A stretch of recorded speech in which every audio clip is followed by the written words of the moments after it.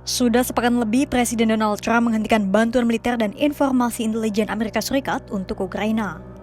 Ukraina sempat dibuat ketar-ketir dan langsung merapat ke sekutu baratnya. Di medan perang, meski tak langsung merasakan dampaknya, namun penangguhan militer bisa menjadi sirene peringatan untuk Ukraina. Sementara dampak dari dihentikannya informasi intelijen, militer Ukraina jadi kesulitan menargetkan sasaran strategis militer Rusia. Meski demikian, militer Ukraina mengaku bisa menemukan inovasi untuk mengatasi semua keterbatasan itu. Sedangkan di seberang Ukraina, Rusia diduga tengah mempersiapkan serangan ofensif lainnya yang lebih besar. Kira-kira bagaimana situasi Ukraina dan Rusia di medan perang saat ini setelah Amerika Serikat menangguhkan bantuan militer ke Kiev?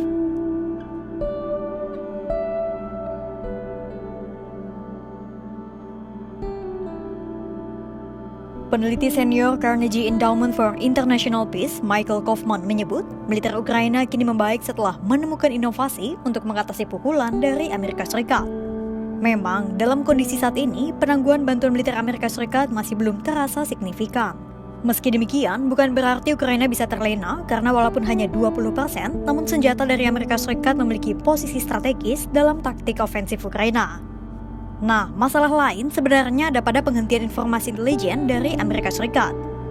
Ex-Jenderal Angkatan Darat Amerika Serikat yang menjadi utusan khusus Amerika Serikat untuk Ukraina, Keith Kellogg, menyebut jeda pertukaran informasi itu akan berdampak signifikan terhadap perilaku Ukraina di medan perang.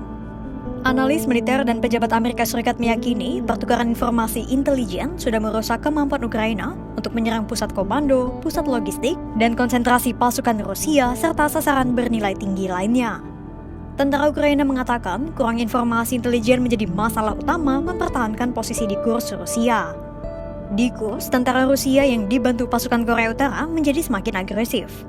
Imbasnya, sebagian wilayah kurs yang sempat diduduki Ukraina kini kembali jatuh ke tangan Rusia.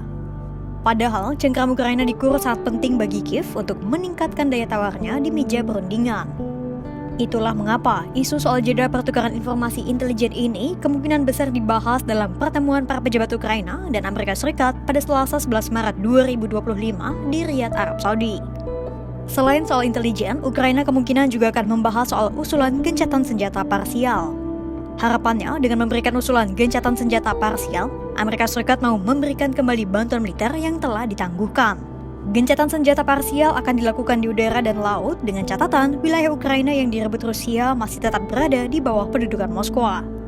Menteri Luar Negeri Amerika Serikat, Marco Rubio, menyebut kemungkinan besar pemerintahan Trump akan senang dengan usulan Ukraina itu. Наступного тижня буде дуже багато роботи тут, в Європі, з Америкою, в Саудівській Аравії. Ми готуємо зустріч, щоб прискорити мир і зробити сильними основи безпеки.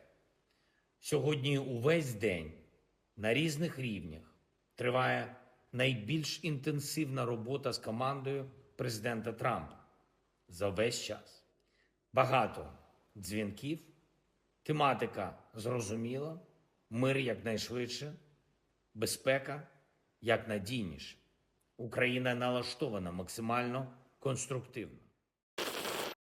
Використали більш ніж 260 засобів повітряного нападу у цьому ударі.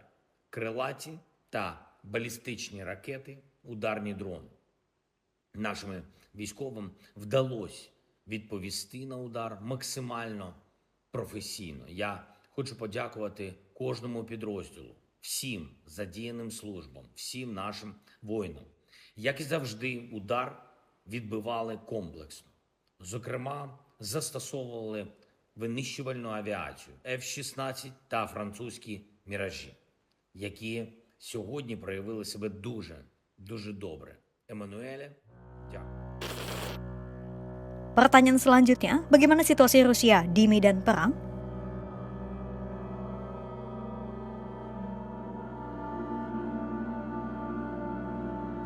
Keadaan terpanas di medan perang terjadi di 3 titik: Pokrovsk, Torets, dan Chasiv Yar. Pertama, mari kita bahas situasi di Pokrovsk, Ukraina. Di wilayah ini, pertempuran terjadi di sebuah desa bernama Danchenske. Setelah Rusia memperlambat serangannya, Ukraina melancarkan serangan balasan dan akhirnya berhasil menguasai sekitar setengah desa. Tetapi tetap saja Ukraina tak bisa melancarkan serangan dengan optimal karena kurangnya pasukan dan senjata. Kedua adalah pertarungan di kota Torets, Ukraina. Wilayah ini telah menjadi medan pertempuran yang sengit selama 8 bulan lamanya, mengingat kota ini merupakan daerah penyangga perang. Para tentara Rusia melakukan serangan dan penetrasi brutal dengan segala cara dengan menaiki sepeda motor, kendaraan sipil, kendaraan lapis baja, atau berjalan kaki. Tentara Ukraina pun tak kalah sengit dalam mempertahankan posisi.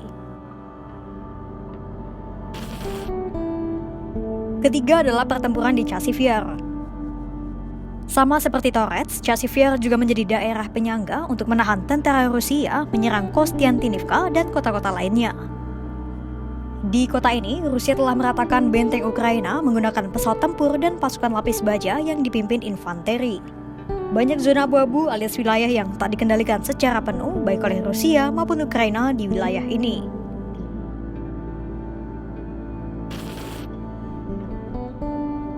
Penangguhan bantuan militer dan dihentikannya pertukaran informasi Amerika Serikat menjadi pukulan berat bagi Ukraina. Meski mengaku dapat mengatasi keterbatasan dengan cara-cara inovatif, namun tetap saja perilaku pasukan Ukraina di medan perang berubah karena berhentinya pertukaran informasi. Kira-kira akan mengarah kemana dinamika peperangan Rusia dan Ukraina selanjutnya? Simak terus perkembangannya hanya di kanal YouTube Kompas.com.